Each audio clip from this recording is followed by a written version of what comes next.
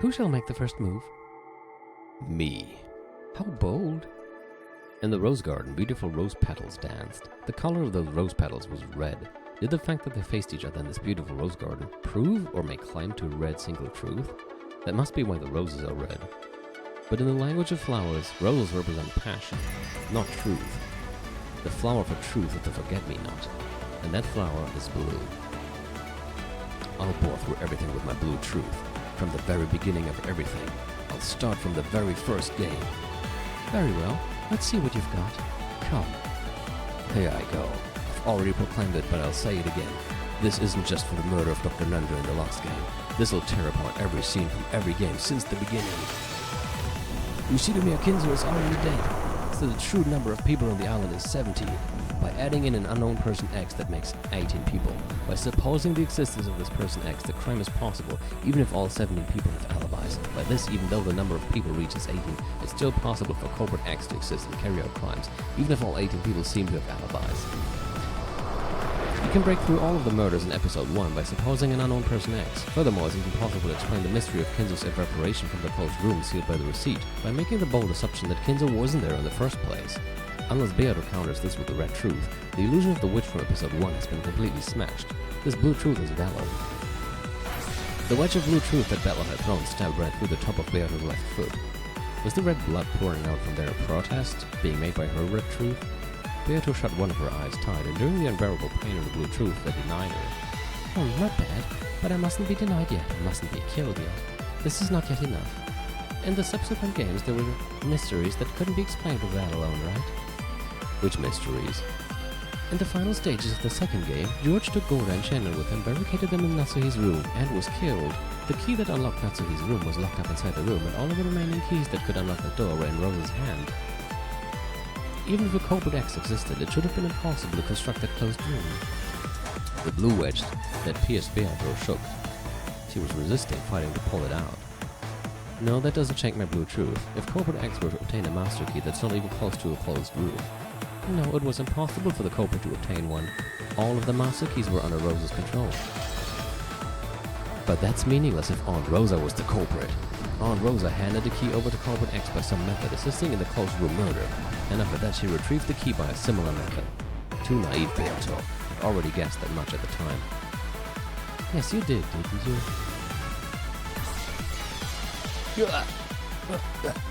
The wedge that had been gradually losing its sparkle and it seemed as though it was about to be pulled out, regained its strong blue again thanks to Bella's additional blue truth and dug into Beato again, eating into her foot. Beato let out a cry of anguish at that pain. Not yet. This is still nothing. Not yet. Not yet. On to the third game. The 6 linked closed rooms, the murders of Aunt Rosa and Maria Dad and the rest's death in the hall, the murders of Uncle Klaus and Aunt Natsuhi. All of that can be explained if we suppose that Aunt Eva was the culprit. This argument was already won back then, and even that final riddle you proposed through Eva, the murder of Dr. Nanjo, can be explained with an 18th unknown person X. That breaks through the whole third game. Can you counter that? Of course. This much is nothing to worry about. In that case, how do you explain George's disappearance from the guest house? I should add to the red truth. George did not go down the stairs of the guest house. He flew out through the window. In the final stages of the third game, George suddenly vanished from the second floor of the guest house. Eva, who had been on the first floor, claimed that no one had come downstairs, but because of the blue truth, George could have snuck down to the first floor and escaped while Eva was busy carrying Klaus's and Natsuhi's corpses outside. But by adding an additional red truth, Beato denied that possibility. To go outside without going down the staircase to the first floor, he would have had to leave by the window. But all of the windows had been locked from the inside. I'm sorry, I need to stop reading because the music is so cool. So what? It's just like you said. He flew out the window, right? There was a lawn, so we couldn't tell if he jumped down, and it was raining so hard. Any light traces would have disappeared. I'll use the red truth again. All windows and doors leading to the outside were locked from the inside. Furthermore, it is impossible to lock any of those from the outside. George had no technique by which to lock them. I'll use more of the blue. I said it myself at the time. In that case, everything works out as long as someone locked the window after George Aniki escaped through it. Nothing difficult about that. Can I not escape after something like this? Beato couldn't remove the blue wedge that was buried into her foot. The fat witch was burned more and more by that forceful blue. There's still nothing that shakes my blue truth in any of the first 3 games. In that case, the only game that can prove you're a witch is this game, the 4th game. Since I haven't countered you with a red, that is so. I shall have to prove witches using only this game. Very well. Give me everything you've got. There's nothing strange about the murder of the 6 people in the dining hall. The 18th person, X, went wild with a gun and killed everyone. As for the pitfalls, there's a chance that pitfalls truly were hidden there. And it's possible to explain it using Curioson's theory, supposing that poison art shooting every device X, which can knock a person out instantly exists. The murders of George, Aniki, Jessica, and those who escaped from the dungeon can also be explained with guns, just like the dining hall. There's nothing strange about it. But I'm sure you've got a counterattack, right? Bring it on. Your greatest sword, this 18th person X is based on the theory that Kenzo was already dead. I knew you would make that claim. That's why I took Kenzo out of his study. All members in the family conference welcomed that Kenzo, right? All of those present at the family conference acknowledged the presence of Kenzo. That's right. But grandfather was seriously ill, bedridden on the verge of life and death, right? If he was so worn out that he looked like a different person, maybe no one would have cared, right? I'll counter with this. That grandfather was a different person, that body double, a different person the relatives mistook for grandfather. Then I'll counter with this. No person would mistake Ushidumi Kenzo by sight. I can kind of believe that. No matter what disguise might be used, they would not mistake Ushidumi Kenzo by sight. Then I'll use this. In the second game, when you announced with the red truth that there were 5 master keys, even though there could have been more than 5 in the first game, you changed the premises of the later games. So it's possible that Kenzo's life or death status was changed for the 4th game alone. Therefore, Kenzo's presence in the 4th game doesn't serve as proof that he was present in the previous games. Therefore, even if we suppose that the 6 murders in the dining hall were carried out by grandfather, it contradicts nothing. Then let me counter this way. Kenzo's life or death status is the same at the start of all 4 games. Oh, fuck you. The status was not different for the 4th game alone. Repeat it. Kenzo was alive at the start time of every game. I refuse to repeat it. See? I won't answer, Bella. I won't give you the red truth you so desire. Damn, you're standing in my way, geezer. Are you putting yourself on the line to protect Beatrice, this most beloved witch of yours? Swaying, that damn geezer came into view. Is he trying to be some kind of knight, blocking the path between me and Beato? Bella, are you capable of surpassing me? I will let you reach. I will not let you reach, not to the golden witch's hide, you say. Your thoughtless reasoning cannot surpass even me alone. Die! Kenzo's jet black robe spread as though it would swallow the world, becoming the snout of a vast black dragon that came at me trying to swallow me in one gulp. Faced with that black dragon's war, I held my breathing and closed my eyes lightly. I'll swallow you up in a single gulp. Disappear, inexperienced fool! Quiet, you damn undying ghost. Oh, so you call me a ghost. So you intend to see it through to the end. This theory that I'm already dead. That will prove fatal to you. Whoa, will it though? Be swallowed up in the first twilight of the 4th game and disappear. The black dragon's vast mouth, its snout, its fangs swallowed Bella whole. In that instant, Bella suddenly opened his eyes. Thanks, Beatrice. Your 3rd game became a foothold for my counterattack. What? See ya, damn geezer. This is goodbye. As a basis for claiming that Kenzo was dead even in the 4th game, I proposed the following theory. Very well, come with all you have, my descendant. Here I go, you damn geezer. My theory is that the name of Kenzo gets passed on as the title of the Ushidomiya family had. Why did I not think of that? That's a possibility. That's done in some families. Ushidomiya Kenzo was already dead, and he passed that name on to someone else. Everyone acknowledged that. That way, all of those present at the family conference acknowledged the presence of Kenzo. Damn. There wasn't even any need for someone to disguise themselves as grandfather, because everyone acknowledged a new Kenzo, so they didn't actually mistake Kenzo by sight. As long as the theory is not denied, nothing can change the fact that you're dead. This is the final blow. Damn geezer, I demand that you repeat it. Among all of the people there, not one had multiple different names. I cannot. Rest in peace, damn geezer. Thank me, you were finally able to die. This is your requiem. Take it and drop dead. Ushinomiya Kinzo was already dead. That's right, you definitely deserve to be pitied, since whenever we find your corpse, it's always completely burned. That was a device to hide the fact that time had passed since your death. Then you passed that name on to someone else. With this theory, even though you were dead, Kinzo was able to appear at the family conference. How's that? This is checkmate! Goodbye, my ears. Several dozen blue stakes bored into Kinzo's ghost. The terrible destructive power wouldn't let the ghost recover again. Beatrice! Ooh, Beatrice!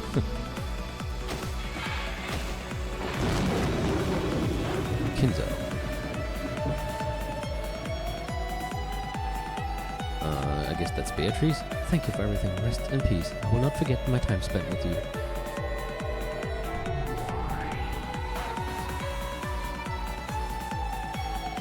Dispersing along with the shadow of the black dragon as golden flower petals scattered, Ushinomiya Kinzo became a gold-colored cyclone and disappeared. Even after death, he had fought for the sake of the woman he had loved.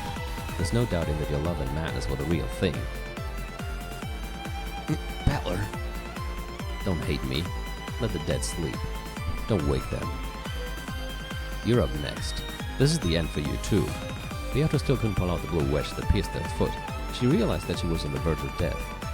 I've gone along with your whole bunch. I think I've more than fulfilled any responsibility I had to play with you. But it's about time to finish things up. I've got a lonely little sister waiting at home. Let me take my leave of my whole family. Then kill me. In that case, try and kill me. I won't run or hide, and by now I won't even be able to avoid it. Come on, Ushinomiya Battler. You've got it. With the 18th person X from the Kinzo was dead theory, everything that remained has been pierced through. George, Aniki, and Jessica's death in the 4th game can also be explained by Corporate X, and the 5 who escaped from the dungeon were killed, and the 2 in the gardening shed, and Maria in the end. All of those can be explained with 18th person X. There's nothing strange there at all. With this, I fully explained the culprit using humans for all games. Beatrice, this is checkmate.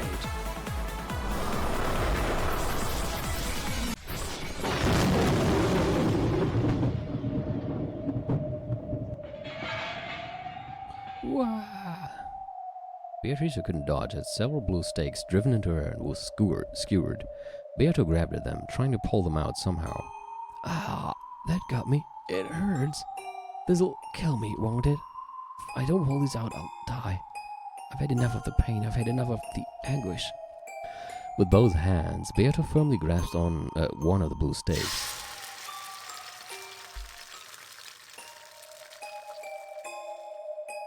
Naturally, the power of the witch-denying blue truth burned her hands. Unable even to hide her tears of the pain, Beato howled and tried to pull the stakes out with all her might. If I can't pull these out, I'll die. This is my final counterattack. Then Battler, how do you explain my several acts of magic? The very first time those appeared was in the 2nd game, when I fixed Maria's pumpkin marshmallow. At that time, Rosa definitely witnessed that magic. Certainly at that time, Rosa witnessed gold butterflies gathering and the fixing of a marshmallow by the miracle of magic. Rosa alone witnessing it isn't very credible, right? That's why I increased the number of witnesses to the uppermost limit later on, which is what happened in this last game. The summoning of my minions and brutal murders due to magic, all of those were witnessed by a great many people. That is itself proof that my magic exists. How do you explain that, Ushinomiya Battler? Stalemate. What? Magic exists because magic exists. Didn't the rules of our brown tube trial say that you couldn't use that kind of argument? Yes, you're right. No matter who or how many people witnessed magic, that cannot become proof of magic's existence. Whether all the magic you've shown exists or not, I can ignore it all and explain things with humans. That's my undeniable right. Am I wrong? At those words, the blue stakes let out an even brighter light, knocking my hands away. Seems I can't pull them out after all. As Battler is now, even if I pull up a witness for each individual bit of magic and demand an explanation, he'll probably use some kind of move to deny all of them.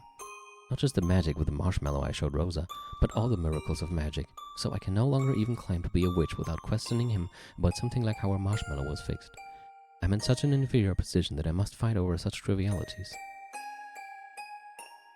It may be impossible for me. I know that. This was to be a game without victory from the very beginning, so it was only natural that the day of my defeat would eventually come. I fought up until today just to lose to Battler. I began the game thinking I might be able to win. Even if I wouldn't be able to win easily, I believed that in a game repeating endlessly, a miracle would eventually occur. After all, I had certain willpower on my side, an unwavering desire to win with certainty. However, I have now lost that miracle completely, and that certain willpower resides in Battler, leaving me certainly without even a 1 in a million chance at a miracle. Or perhaps I should say I've been left without a miracle or certainty. I will have no victory and no end through a tie. The only resolution allowed me is to continue on resisting until defeat is given to me in this game. That's right, I am fighting only to be killed by Battler. I looked into Battler's eyes. That which was reflected inside them wasn't me. The figures of the little sisters waiting for his return.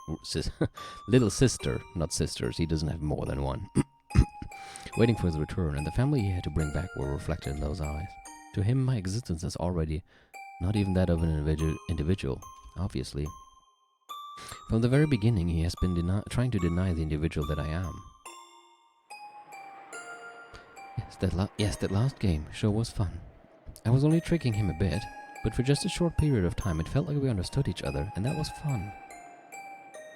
That's right. I should have made my move then. I should have continued for eternity with Battler still totally fooled.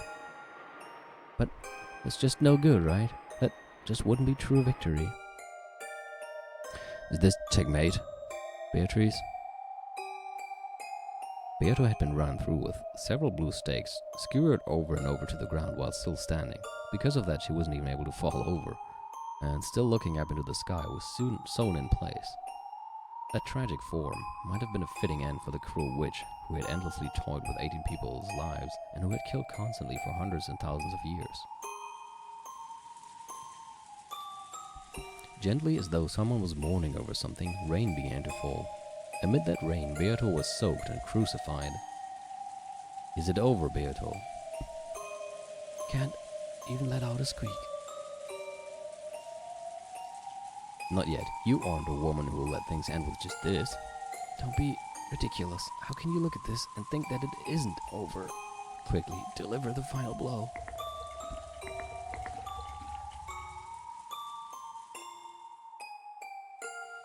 Just say it.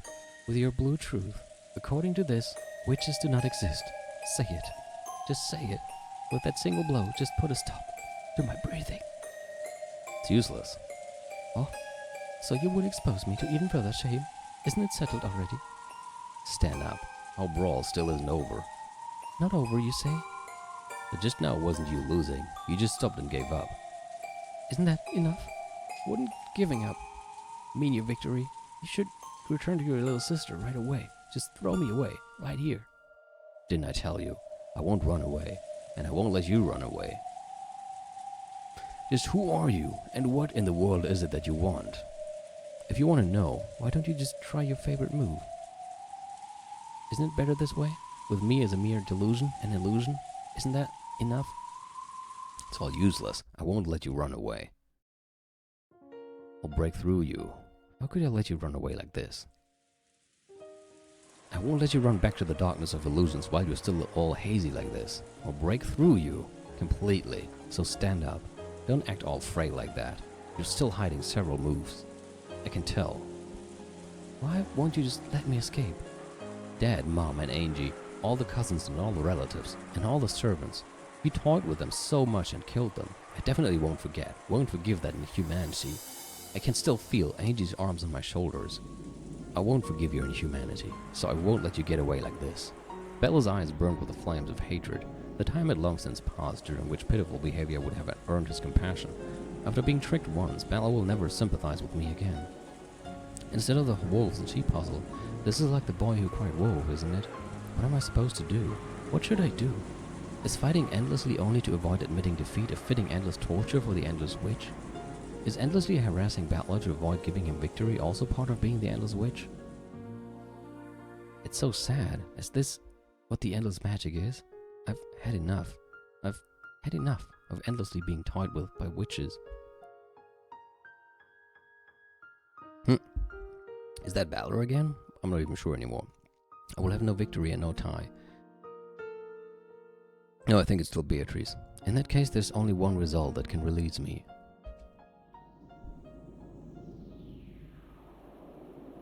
Since the time I succumbed to the path of witches, since the day I made that contract with demons, it was promised that I would meet my end through tragedy, was it not? It's wrong.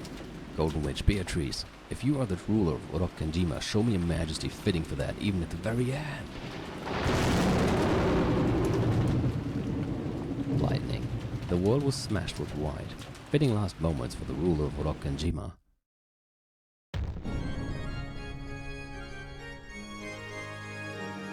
Still pierced by the blue stakes, Beato faced the rainy sky and let out a cry of laughter. Then she slowly raised her face and stared at Balor. Fool! Just when I was about to praise your good fight and hand over victory, you shall regret that pride. This isn't something for you to hand over. I'm gonna take it from you. The same goes for you, right? You could never accept an easygoing victory or just say maybe witches existing isn't so bad. Isn't that the very reason you intentionally fell apart like that at the end last time? That's right, last game you took pity on me just once, didn't you? So now I pay the debt. Stand, my enemy, my golden witch Beatrice.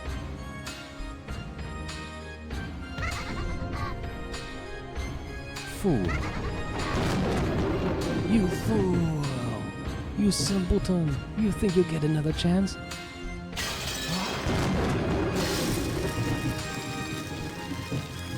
When Beato yelled, the blue stakes that had pierced her chest blew to bits and disappeared. However, the blue wedge that had pierced her foot in the very beginning did not vanish. I see madness runs in the family, yeah. You can't pull it out yet. You can't pull out the blue fruits of the 18th person X.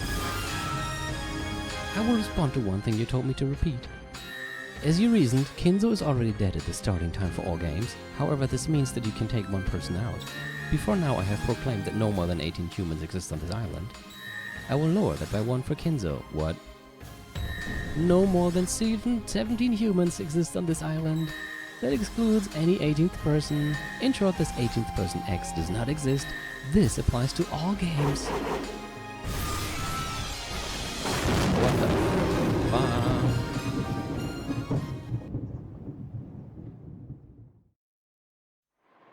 What do you know? Looks like you're still hiding some pretty crazy stuff up your sleeve after all.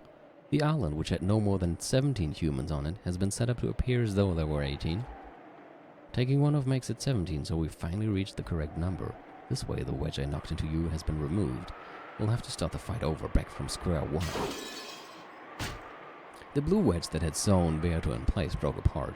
There was no longer anything piercing her. You know, maybe you should have taken the victory, you idiot. The scars on her body had disappeared completely. There stood, just as Balor had hoped for, the figure of the majestic golden witch who ruled Orokenjima. Then come, Balor, once more from the beginning. Try and break through everything with the blue truth. I too will no longer play, run, or hide. If you are worthless, then I shall end this match right here, right now. With my grand victory, I'll make you regret your refusal to compromise for all eternity. Come, starting from the first game. Right. From the first twilight of the first game, there's nothing strange about the murder of the 6 relatives that were found in the garden shed at the start.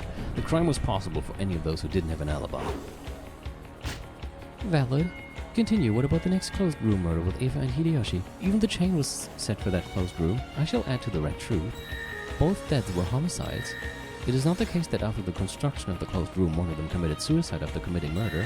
Furthermore, the murder was carried out with both the victim and the perpetrator in the same room. No methods exists for the perpetrator to commit murder from outside the room. Suppose that the culprit was a human without an alibi. In other words, the dead. We weren't able to identify some of the first 6 corpses because of the smashed faces. Maybe one was actually a disguised corpse and culprit X killed those 2 after making us think they were a victim and hiding away. Then after the closed room murder was constructed, the culprit hid under the bed, waited for all of us to come and leave.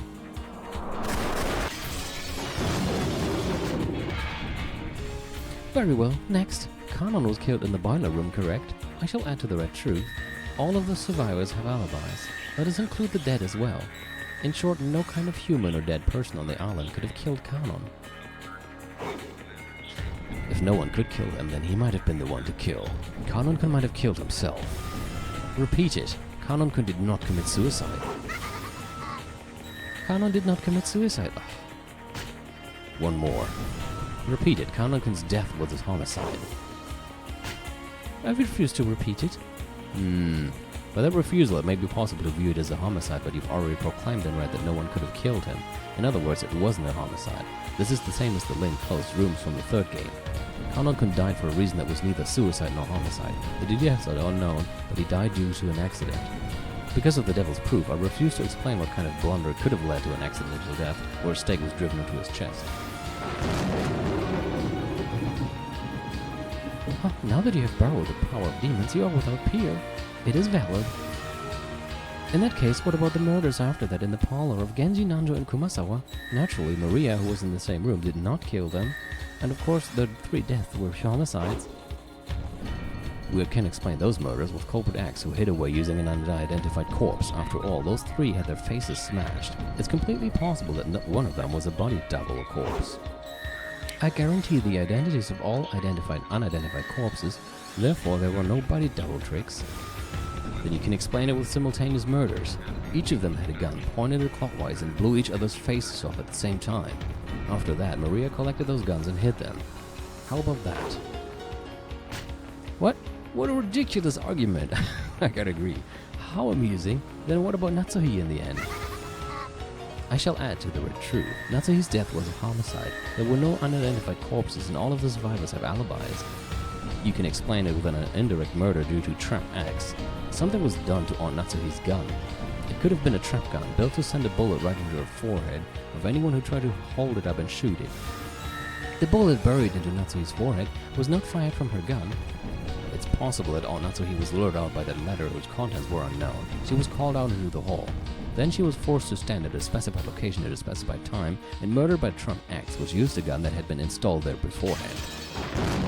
Wonderful. These reckless arguments of yours are even starting to feel pleasurable now. Out of respect, I shall hand the first game over to you. Well done.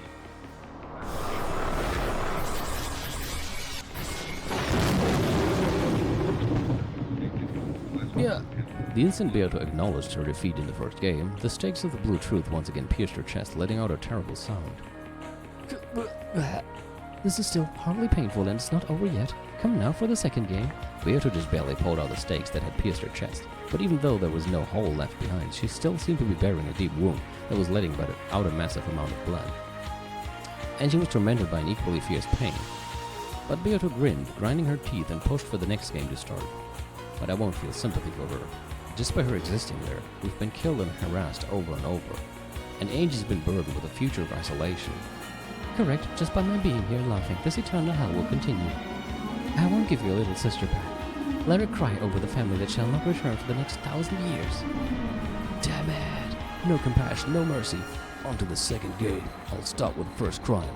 Right after it happened, I penetrated to the truth of the closed room murder where the 6 were killed in the chapel. Someone secretly borrowed Maria's key and secretly returned it to Maria's bag after the crime was over. From the time Maria received her key to the instant Rosa unsealed the envelope the next day, the key passed through no one's hands. The door might have had an auto lock, just like Graham's study. In other words, it was unlocked before the crime with a rock or something wedged in so that it couldn't close completely. Then someone gave the key to Maria. The lock was automatic, so it's possible to make a theory where the key wasn't needed. There were no doors with auto locks other than Kinzo's study. The victims locked the door from the inside. One of the 6 was the culprit, and this person killed the other 5, then pretended to be dead. The 6 were already dead by the time they were discovered.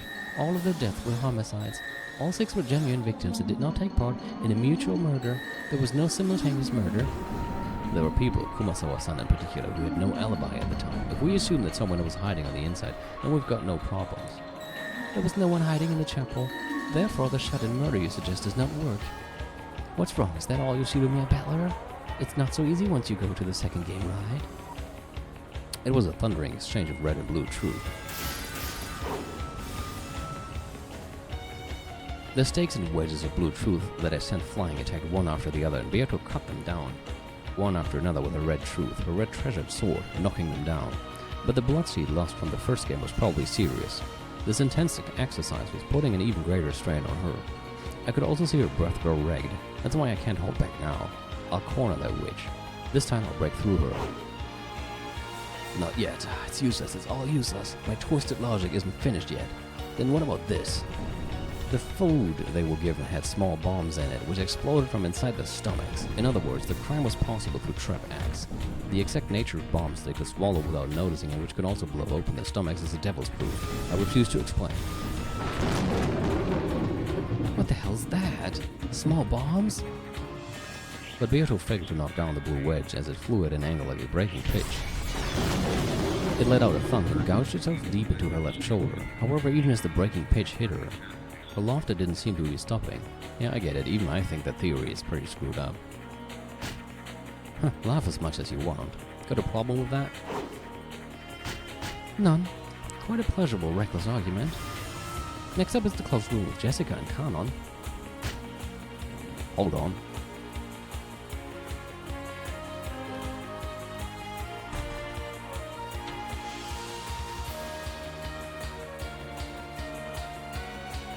There was some brutal storm with huge thunder and everything just started here as well. If that's not a fitting moment for it, then I don't know what is. But I had to close the window. If the culprit was one of the servants, they could have used a master key. It's not even a closed room. After that, there was an attack in the servant room from a mystery person who seemed to be Kanon, and Nanjo and Kumasawa were killed, right? I had already proclaimed Kanon's death in red before that time, so who was that Kanon? If Kanon's death was proclaimed with red, there's no way he was alive. Therefore, there's a chance that the one who attacked that group was in a disguise that made everyone mistakenly think it was Kanon-kun. They would never mistakenly think any other person was Kanon. Then just like the heredity of Kinzel's name, there's a possibility that Kanon's name was inherited by someone. You could suppose that Kanon-kun was killed, a different person succeeded that name, and that this person attacked them.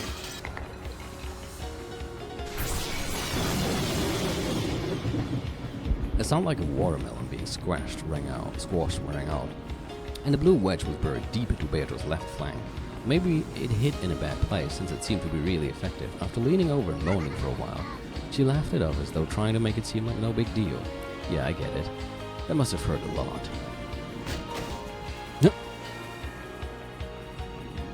Once again, you've set up some human as the culprit as if it were nothing. You truly are gabbing on about things you'd never be able to open your mouth and say on the game board. And yet it's valid. That reckless argument is pleasurable. Truly pleasurable. This isn't pain, it's pleasure. When Beato howled, the wedge that had pierced her was blasted away. But the wound remained, and she continued to be tormented by fierce pain. You ready? I'll keep going. My blue truth for the last murder in the second game, the 3 who died in Natsuhi's room, should still be valid even with the 18-person X denied. Do you have a counter-argument for that in red? If you don't, the second game is all mine too. No, I don't. Fighting over such trivial matters bores me. I'll give it to you. I'll give you the second game.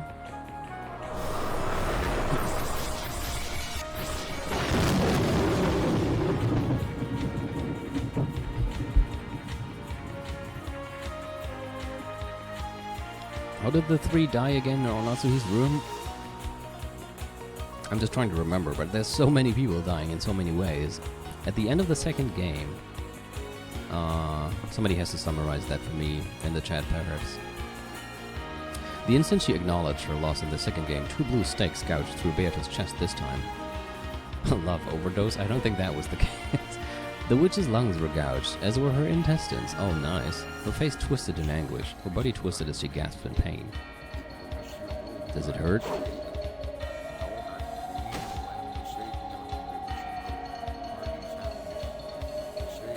Oh, it was George, Shannon, and Gouda in Natsuhi's room with the mirror. Yeah, right, they were looking for the mirror to protect them. And then crazy stuff happened and Shannon had a magic barrier and all that. Hurt? No, this just tickles. At least, compared to having your entire body torn to bits and turned into a pile of scrap meat, like your sister. Oh, I'll make you scrap meat too, then your siblings can be all mixed together like ground beef and pork. Yeah, I was imagining that he probably wouldn't take well to that. Or expecting. I'll beat you to death. I'll tear you to bits the same way. Next. The third game. How long are you going to sit around all worn out like that? I've only just started knocking you down to hell. Natural, as if something like this could wear me down. You're right. We're still just getting started. Come, let us begin the third game, starting with the 6-linked closed rooms. You supposedly did penetrate this closed room at the time, but then you killed off Kinzo. At the time I theorized that Grams was the culprit, and then after killing the other 5 and stringing the keys across each room, he'd constructed his own closed room in the boiler room. And that there, he died in an accident while carrying out some kind of scheme, burning to death in the boiler. But now I've declared that Grams is already dead, so I've denied my own theory myself, ironically enough. However, there's no problem. Plenty of people besides Grams could have committed the crime. You could even claim that all the adults holding the family conference were in on it. All 5 master keys were discovered, each in the pocket of one of the servants. The individual room keys were found inside envelopes alongside the corpses. In short, all keys related to the linked closed rooms were inside the linked closed rooms. No key could have been returned from outside the room using the crack of the door, the crack of the window, vents, or any place of the sort. Then they were killed with poison gas. Even if a key couldn't pass through, gas could, right? The murder was carried out from outside the closed room. All of them had what appeared to be gunshot wounds that were fatal. Murdering them from outside the room would have been impossible. I shall say more with the red. When the 5 other than Kinzo were killed, the killer was definitely in the same room as them. I already proclaimed in red at the time that there were no suicides.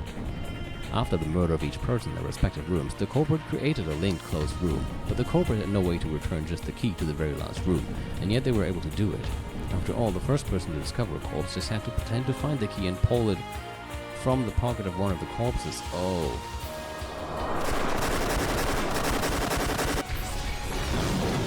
True.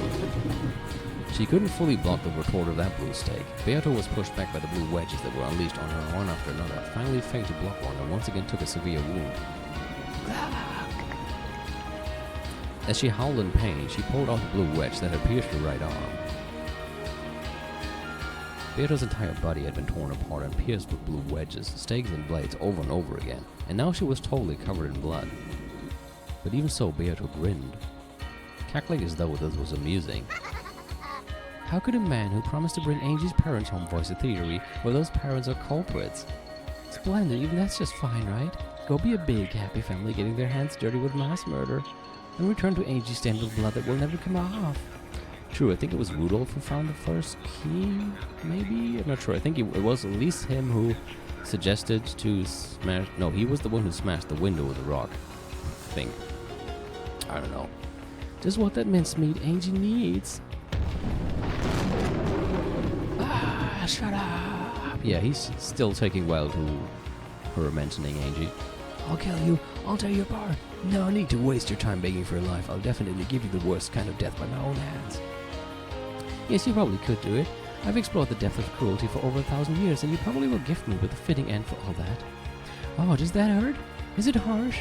Or does it trickle? Is that supposed to torment me? Come on, no shit on me, battler. There's still mysteries left. Beato had already countered my first powerful move, the 18th person X, by making the number of people on the island 17. But just limiting the number of people to 17 didn't overturn the theory that Aunt Eva was the culprit. I can crush most of the murders in the third game this way.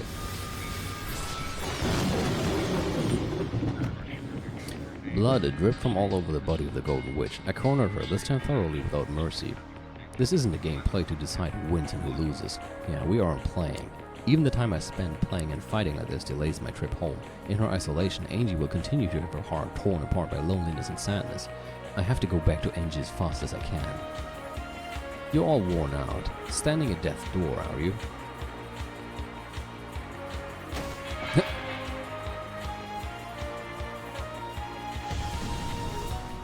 It still doesn't burden me. Something like this. It tickles. Looks like you don't need any mercy. I never asked for it in the first place. I'm going all out. Do so. When our roles were reversed, I showed no mercy, so you ought to do the same when given the chance. Otherwise, I'll summon another isolated Angie from a different world, and this time I'll tear off her arms and legs, stick her with a spear, and roast her, okay? Shut up, never again, not my family, not my relatives, not any of the servants. I won't let you make them your playthings. I've already broken through all of the mysteries in the fourth game with the blue truth. The only one left is the very last one of the third game. Only the murder of Dr. Nanjo. Oh, have I already been cornered so far? What a precarious state I'm in. She coughed violently, spitting up blood. Her insides had been punched through so many times, it was only natural. In other words, the mystery of Dr. Nanjo's murder is the last line of defense for you being a witch, right? As you say, if you defeat that, it will mean that all of my mysteries have been defeated.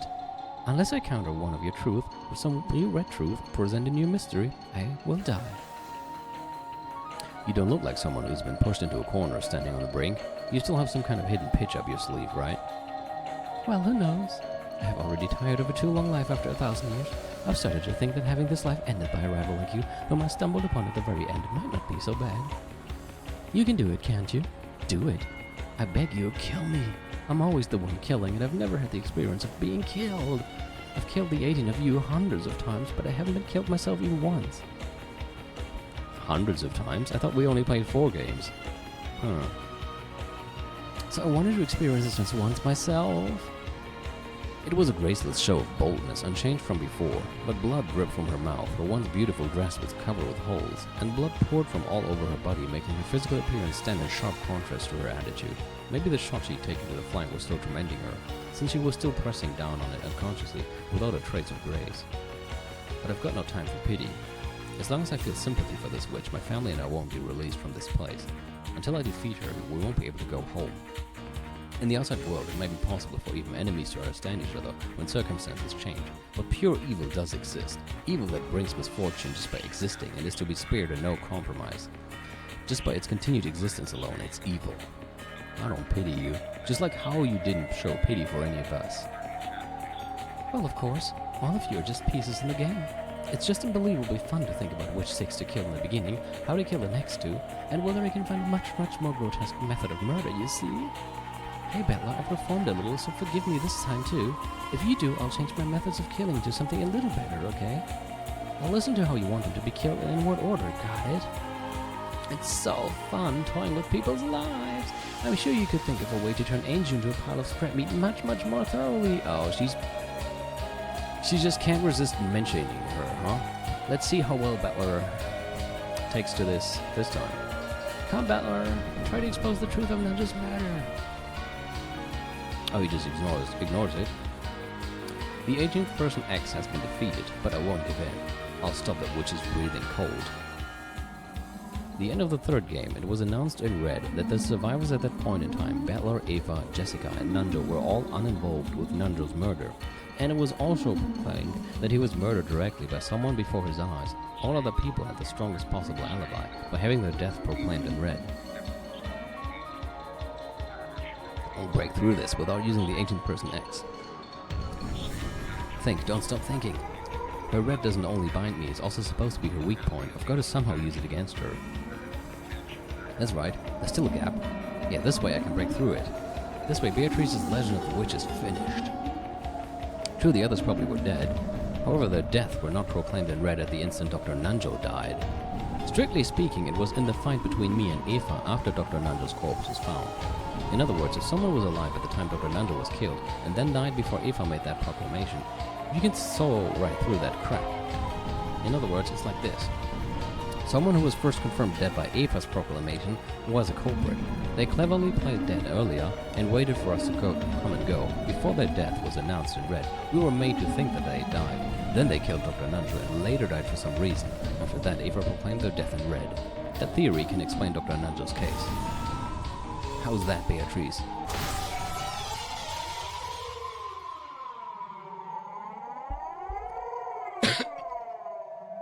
When he forcefully asked that question, there was a terrible sound that could only be likened to that of a compressor, and a blue stake that was as thick as a log appeared from out of his pants, under the earth, and skewered the golden witch, pulling her up into the air.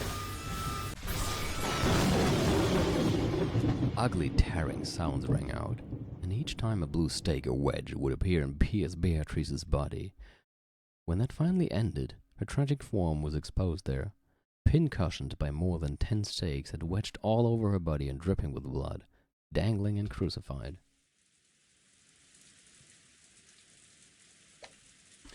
There was none of the dignity of the brutal witch who had sneered at the honor of the dead and toyed with and killed hundreds of the living. The rain, which had started falling at some point, quietly tormented the crucified witch. As Battler heaved with his breathing, he waited for some kind of answer from the Golden Witch. Although it wasn't long, it took the witch a bit of time to show any signs of life. It hurts. It hurts. You got what you deserved. Now you can experience a portion of the pain felt by all those you've killed. Even as he said that, it seemed Battler had lost a little of his momentum at this extremely pathetic sight. Even if it was an enemy, he couldn't look straight at a woman exposed in such a brutal fashion. But even so, unless he destroyed Beatrice, this battle wouldn't end.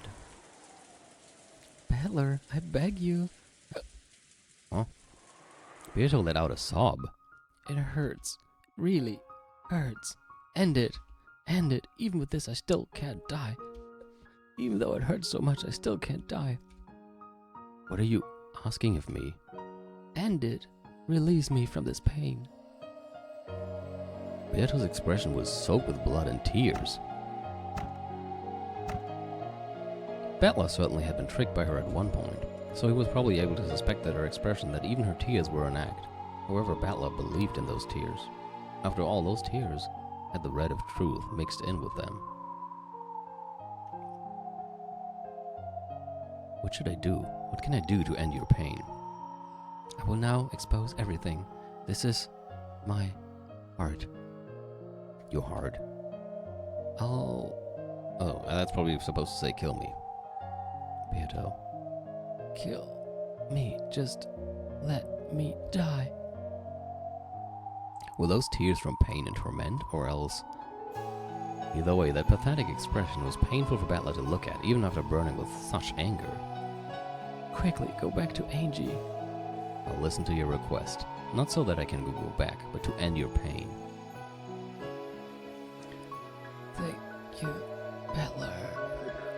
In her last breath, Beato summoned up all of her remaining strength and managed to close both of her hands into fists.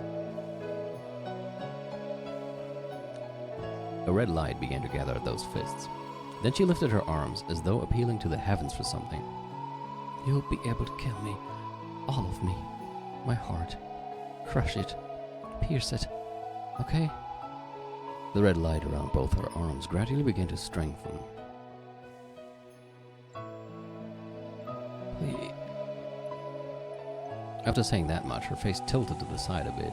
Then her right arm lost its light and flopped down. But her left arm alone did not lose its light. It remained held out towards the heavens.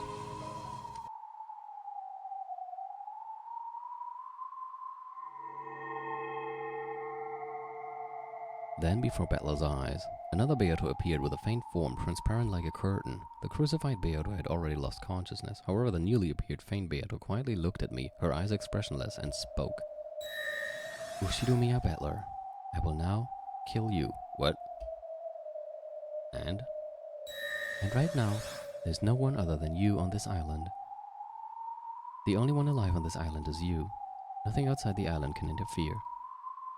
I understand. This is the last mystery Beatrice will be able to make as a witch. She's trying to offer it to me, entreating me to solve this final mystery and kill her.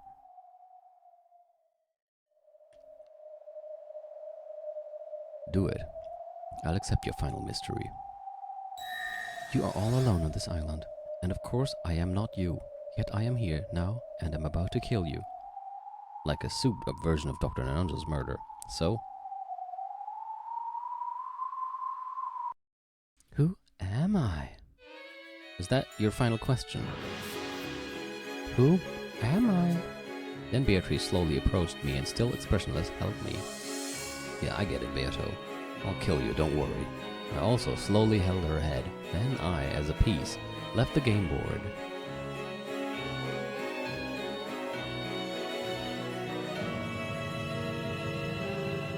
Okay. So he died. Angie died in 1998.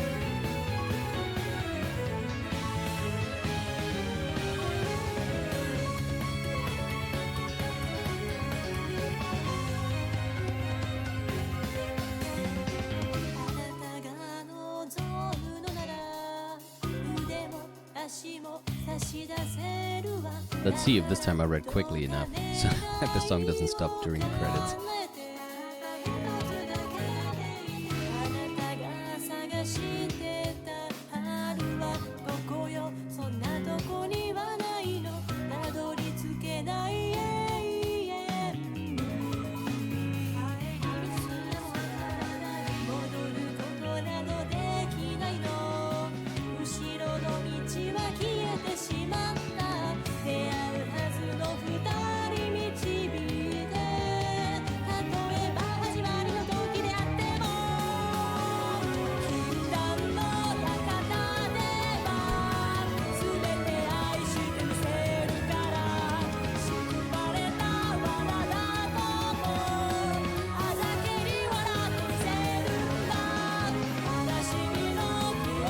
So, something I've all of the notes. Okonogitetsu no Amakusa Juza. Bit hard to read. Sumadera Kasumi, Professor Otsuki, Nanzo Masayuki, Kumasawa Sawakichi, Sawakichi, Captain Kawabata, Lambda Delta, Biancasto.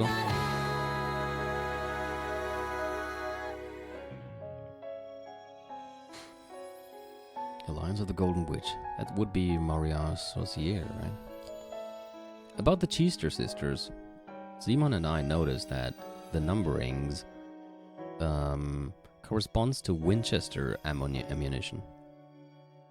There's 410, 45, and there are also, I think, buckshot something called 000.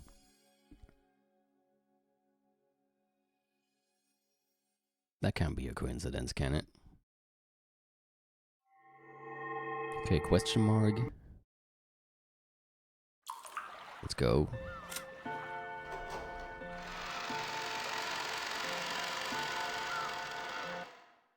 What the hell is this gonna be now?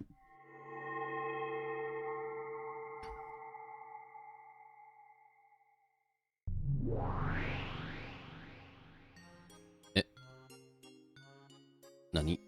Unknown? Kakera means fragment. Among other things. I think fragment is fitting here.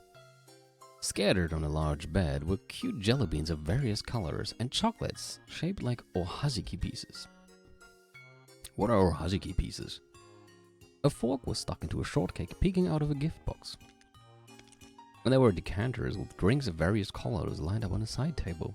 But the color of the partially finished drink that had been poured into a cup was venomous, matching none of the decanters. I guess it's absinthe. Someone had probably been playing around, mixing various things together, or that. It can be lots of fun if you don't mind the taste. On top of the fluffy bed were several colorful big pillows like something from a dream.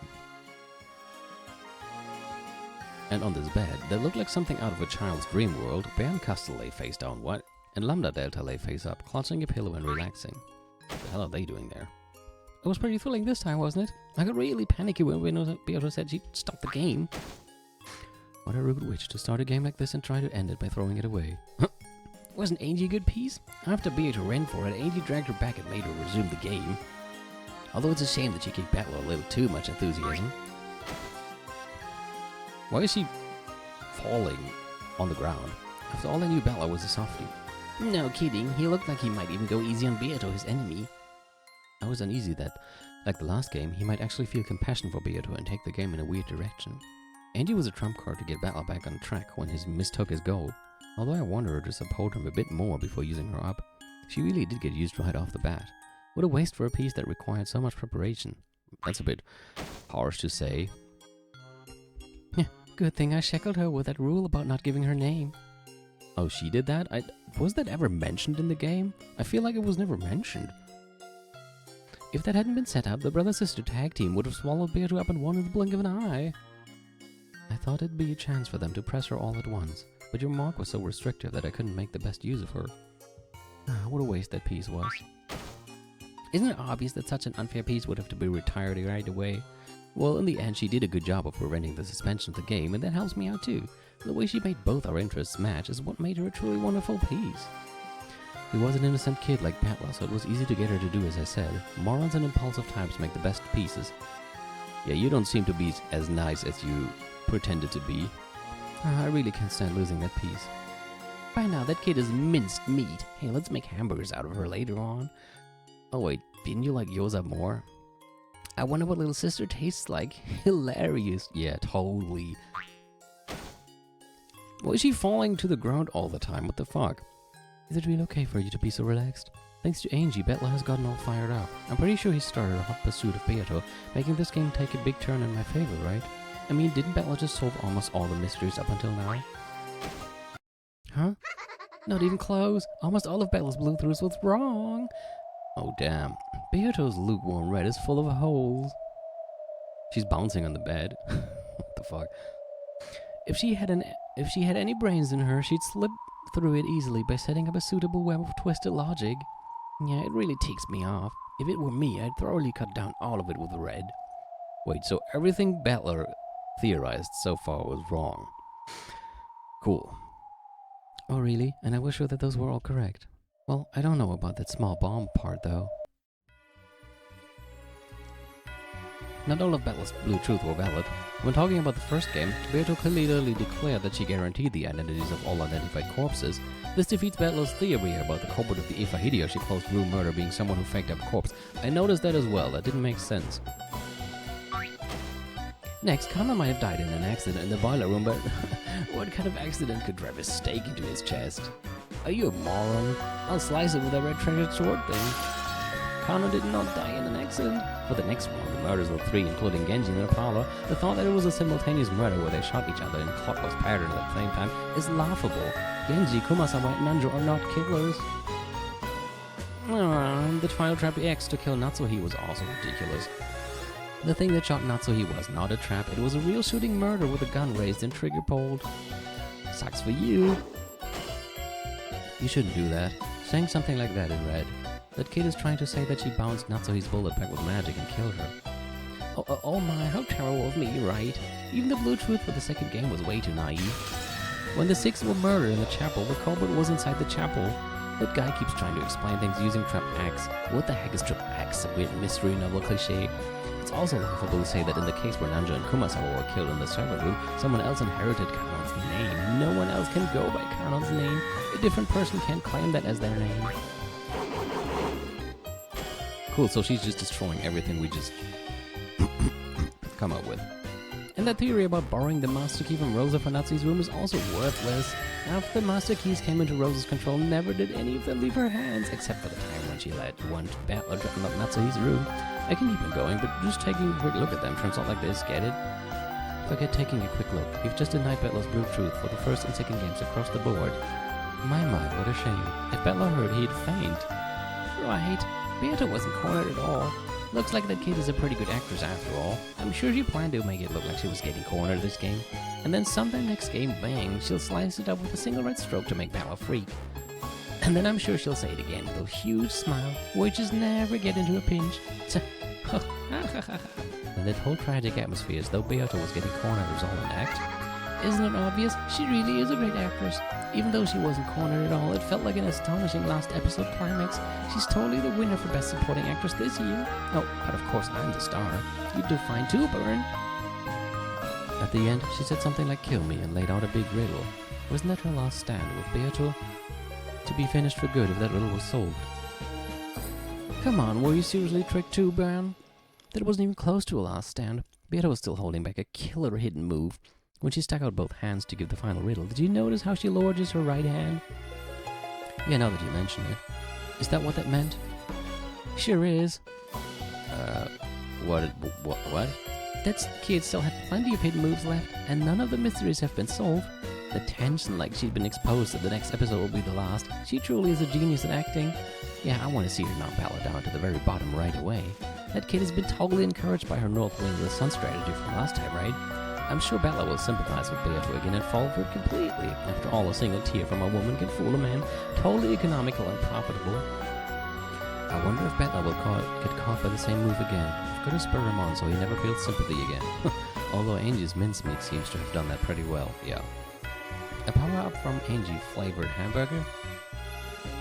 Of course I won't lose either. Starting here, I'll thoroughly support Beato to rally her up enough to compete with Battler. Beato won't lose. I mean, I'm threatening her with a wonderful punishment game if she loses. Your punishment punishment games are seriously not cool.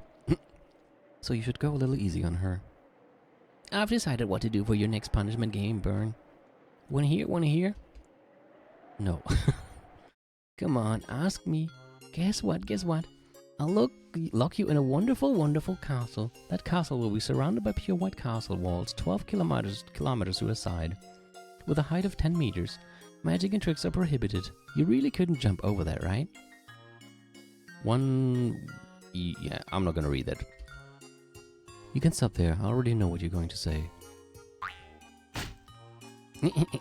And that place will start getting buried with gems, one every day. I'll lock you in it until the castle walls are packed with them, and you've been buried to death with gems. Isn't that a wonderful romantic punishment game? If you multiply the length of the walls by 5 and make it 1/10 its current height, I wouldn't mind if you shut me in it right now. Really? That will make it 3,000 cubic meters, right? The time period for the punishment game would more than double, right? I get to keep you as my prisoner for such a long time. I really like you, Burn. I love you.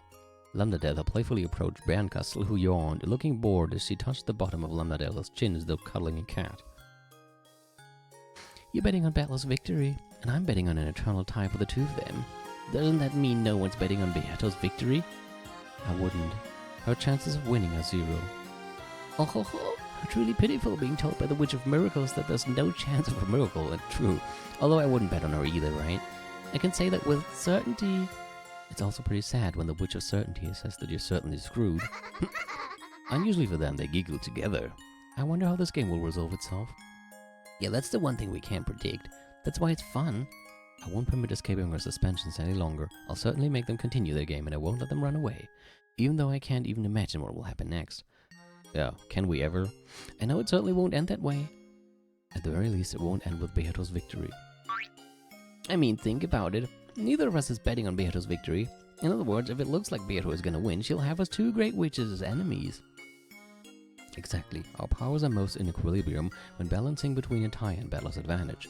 If it tips too much in Beato's favor, both of us will line up along the same vector and drag Beato back. In other words, the instant Beato is in a superior position, she'll have to deal with both of us as enemies. Come in front with Burn sounds fun. Thanks. But I'm not going into a competitor candy bath with you. Oh, and I was gonna cover you with melted marshmallows while taking a competitor. I want to see the kanji for that. Okay. The hell is that? I mean, that's gold, then like flat hiratai or something, and that isn't that from sugar? From Sato? Maybe Aaron knows what that is. But I'm not going into a competitor candy bath with you. I was gonna cover you with melted marshmallow while taking a shower. Sugared candies, okay. How pitiful. The child is a living toy, a doll you caught so that you can play with me. Lambda. I'm good at playing with dolls. I really can do it well, okay? I'm proud of being able to play with a single toy for hundreds of years without getting tired of it. You're her ally at some times and oppose her at others, toying with her for all eternity. How pitiful. That kid is now our doll. That's right, that kid is our doll. No one has been prepared for that kid except the ones the two of us desire. In other words, I can say for sure that this can only end by repeating a tie for eternity because of me, or else with Beato losing and being destroyed because of you, Ben. As far as this game ending with Beato's victory goes, I will proclaim it as the Witch of Miracles. Then I will proclaim it as the Witch of Certainty. Beato certainly cannot win, and a miracle certainly will not occur.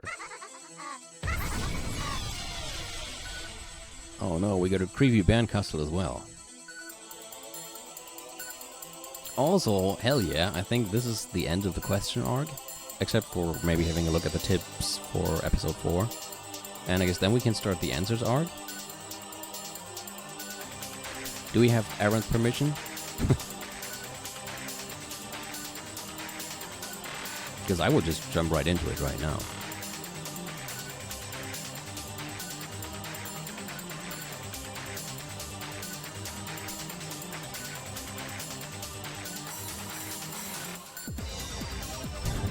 Yeah, exactly.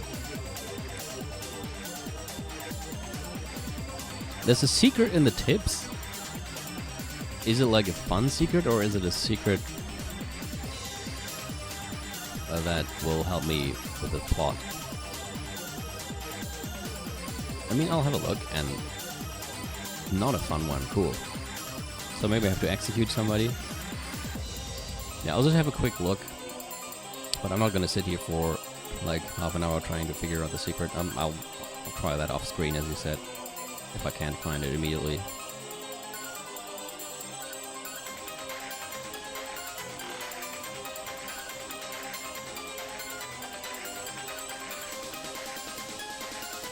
So it's a good thing I already bought the Answers Arc recently and downloaded and installed it, so it should be immediately startable.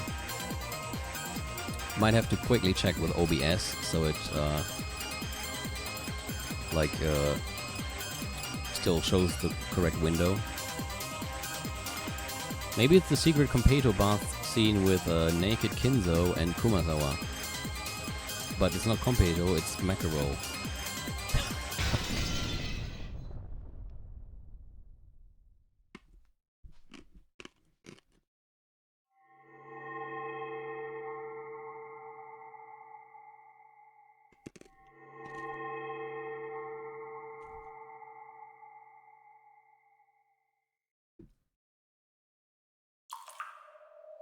Music box?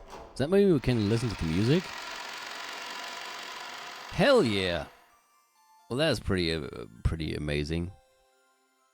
Okay, next stream I'm just gonna play all the music. Well, wait, there were even lots of options down there. Like, what was it? Random, all tunes, shuffle, stop, repeated tune, one win. Skip scary tunes. Play scary tunes only. I actually love a lot that is an option. That is hilarious. It's pretty cool. I've never seen a game with that option. Okay. I think this is the same as usual. Yeah, you can see the usual text that you get.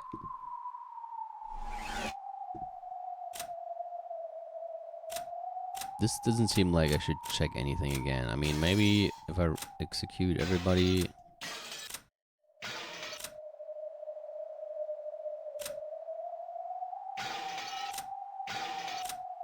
Maybe if I execute everybody in the right order, something would happen.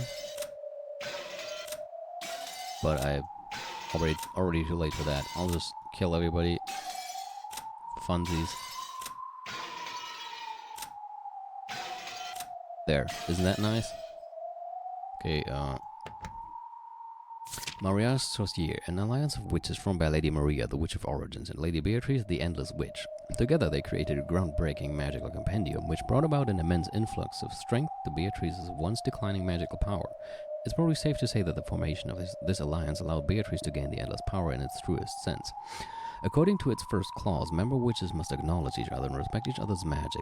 Young Angie did receive an invitation to join this alliance at one point, but she was later excommunicated. Magical compendiums. This term refers to a foundation that gives birth to magic. In particular, it indicates a system through which magical power can be gained automatically by sharing. Okay, for witches, committing one's magical compendium to paper and leaving it behind for future generations is often considered to be an important life's work. However, the more fearsome the power of a magical compendium, the harder it is to comprehend and share with others. An easily learned magical power may be easy to share, but such magical compendiums are doomed to end up as little more than good luck charms that are eventually forgotten. The essence of sorcery is maintaining a balance between these two outcomes when leaving a magical compendium behind for later generations. Grimoires. Simply put, any time a magical compendium is written down to be passed on to later generations, the result is a grimoire. It is said that today the most famous grimoire in the world has a history of over 2,000 years and is still in circulation, acquiring new alliance members even now. It is forbidden to speak the true name of that grimoire, so it is simply called book. How creative. Beatrice's titles. As a witch, Beatrice holds two titles, Golden and Endless. These originally came from separate magical companions, so it can be said she wields the power of two companions. The title of Endless Witch has its foundation in endless creation and is the root of her unmatched endless magical power. The title of Golden Witch has its foundation in the realization of magic. A magical power that can materialize imaginary precious metals, providing the miracle of manifestation to all less tangible forms of magic. These two titles were refined even further within Mariage Saucier, leading to their sublimation into the compendium known as the Endless Realization. In that sense, she technically shouldn't be referred to as either the Endless Witch or the Golden Witch, but by a new title that is a fusion of the two, the Endless Golden. Regarding witches, the definition of a witch is vague, but according to the generally accepted theory, one becomes a witch at the moment they gain possession of a power surpassing the boundaries of humans that they can use at will. The world or fragment in which they can use their power freely is known as their territory. Most witches cannot leave their territory at will, but those who can travel freely across the world of fragments are called voyagers. In the story, Bernkastel and Lambda Delta belonged to this special category.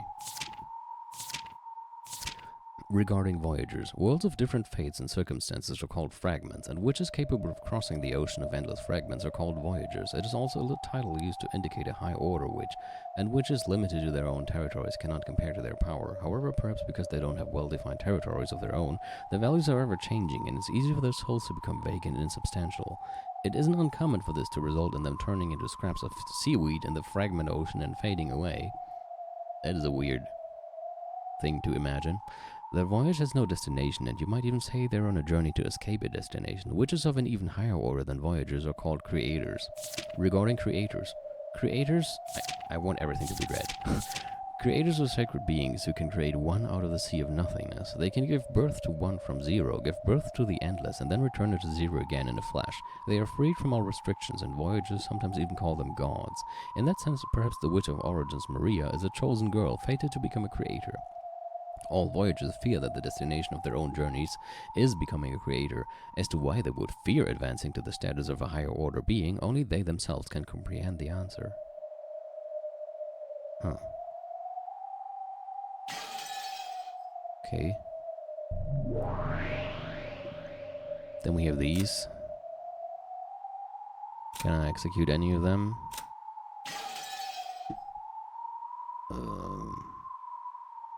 Hold on.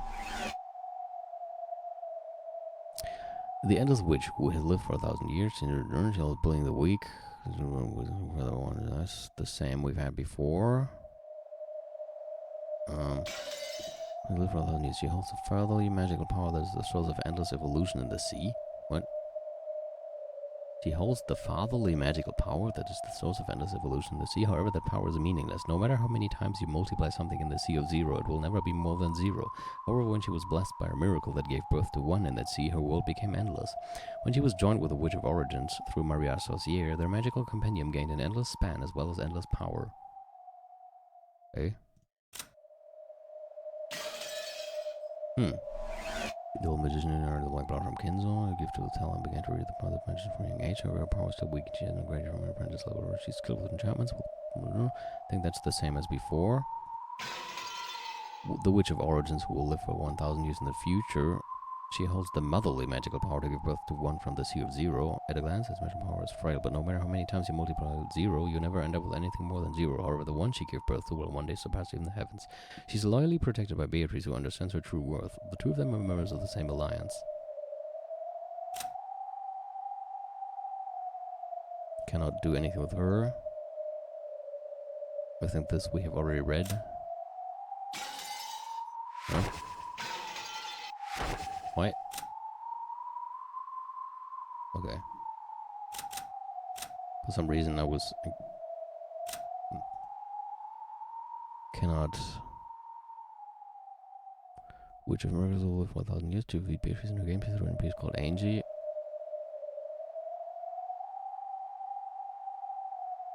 To defeat Beatrice in her game, she threw in a piece called Angie. Oh. What the hell? What's going on? But I'm on her.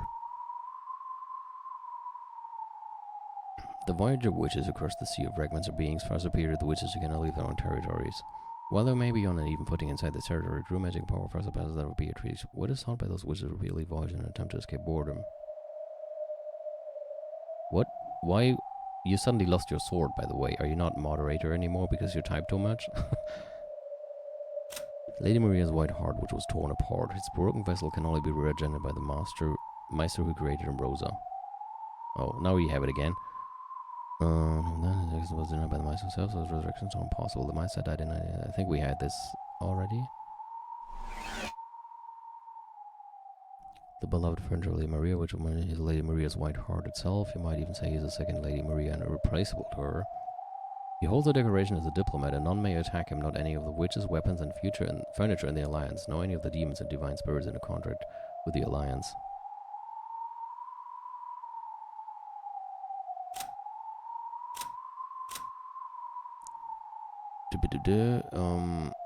Yeah, we had that. Can't execute him. Vigilia, now retired endless witch, used to endless magic quality, devote her life to the smiles and happiness of many people. She taught Beatrice the endless magic, believing that Beatrice would also devote herself to the people once retired. Though she was Beatrice's teacher, she was also a magician employed by Beatrice's family. For the reason she interacted with Beatrice in a manner fitting for a servant. Some point to this as the source of Beatrice's arrogance and recklessness. One of the 72 great demons works for Master in exchange for I think we had this. Can't really do anything with him. I think she's new.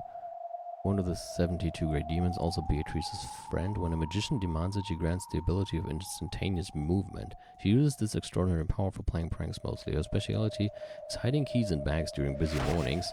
Oh, that's nice. Why does it do this again? I'm not even on them, I'm on her. However, in the context of closed room mysteries, this power becomes an ultimate weapon that can easily strike a finishing blow. A queen bee strikes are likely to pierce any and all detectors, forcing them to surrender. Okay, we had these. We've had these. And I think we've had these. Oh, I can kill them? No, it's up here again. What the hell? And then there were these. Old man who used to be captain of a high-speed boat that went from Rokkanjima. At least among those still alive, he's certainly the person most familiar with matters concerning Rokkanjima. The media hoped he might have learned details of the situation and the Ushima family from various discussions with servants going to and from the island. However, he never said anything, so eventually began to forget this old man. Kumasawa's son works at the Nijima fishing harbor. He must have gotten his carefree, big-hearted personality from Kumasawa. Many of Kumasawa's sons are fishermen, so they are often away from land for the work. This one happens to work at the harbor, so it was only coincidence that I managed to get in touch with him. Kumasawa loved to talk, so I did hope he might have heard her let something slip. Nanjo Masayuki, Nanjo's son, inherited the Nanjo clinic. Unlike Nanjo, he seems to be a more sobered, indifferent person.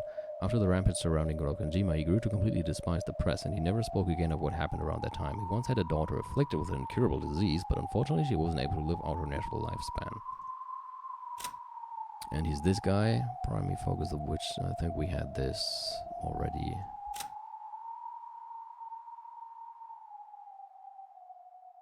Okay, that's her again, them again.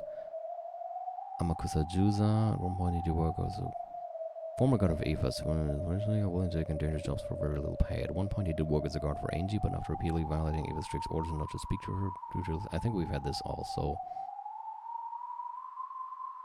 Has skill in counter sniping.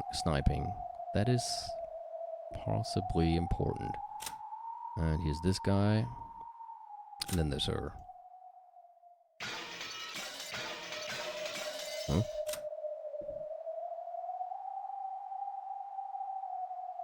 Oh yeah, that's her. After being repeatedly hospitalized because of psychogenic stress, she has already died in the world of 1998 due to acute heart failure. She lived her later years in isolation with no one to understand her and is the only survivor from Rokkanjima. The media gave her the name Queen of Suspicion. She continued to make regular expansion of her business. Yeah, okay. Well then, I don't see anything else, and I can't really find the secret thing right now. So, it seems to be beyond me. And I will now start the other game.